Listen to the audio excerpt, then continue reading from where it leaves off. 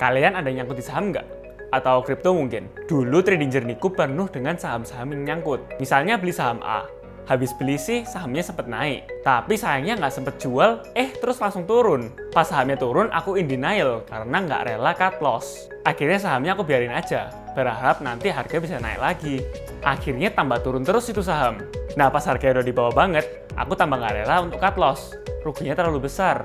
Waktu itu aku juga merasa saham kalau nggak dijual kan nggak rugi. Jadi akhirnya saham itu nyangkut berbulan-bulan deh. Dan of course ini nggak terjadi sekali aja. Nah aku cukup yakin kebanyakan dari kalian yang pernah trading pasti pernah merasakan hal ini.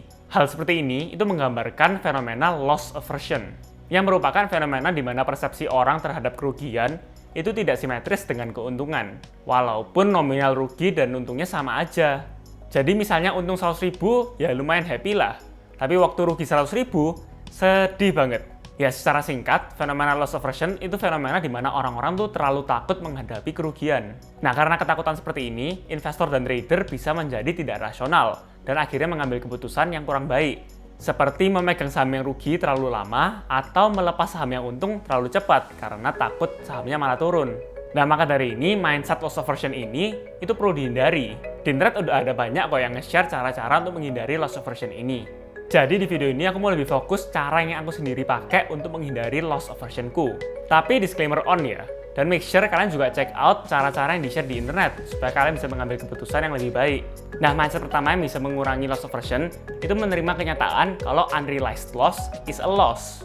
Ya ini cukup jelas ya. Jadi walaupun kalian belum cut loss, uang kalian itu sudah berkurang. Nah, ini lanjut ke poin yang kedua, yaitu opportunity cost. Kalau misalnya kalian sudah tahu kalau unrealized loss is a loss, apa kalian masih mau megang saham itu? Atau mending pindah cari cuan di tempat lain?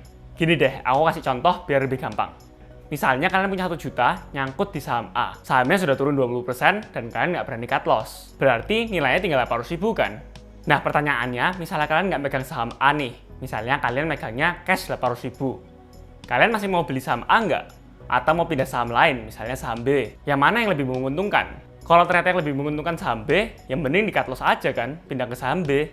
Karena ketika uang kalian nyangkut di suatu saham, uang itu tuh nggak bisa dipakai untuk membeli saham yang lebih bagus. Makanya menjadi opportunity cost. Tapi ingat ya, kalian perlu analisa yang baik untuk bisa membedakan opportunity yang baik dan opportunity yang nggak baik. Nah, finally, poin yang terakhir itu stick to your plan.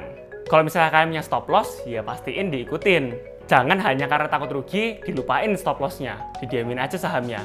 Di dunia investing dan trading, kita tuh harus mengurangi emosi kita sebisa mungkin. Jangan gara-gara hanya takut rugi, takut cut loss, kalian jadi membuang analisa yang sudah kalian lakuin. Tapi hati-hati juga ya, karena sometimes kita perlu re-evaluate strategi dan plan yang kita gunain. Kalau memang bener-bener kurang bagus, ya jangan dilakuin terus. Nanti aku bakal bikin full video tentang topik ini. So make sure kalian subscribe ya. Thank you for watching, see you next time.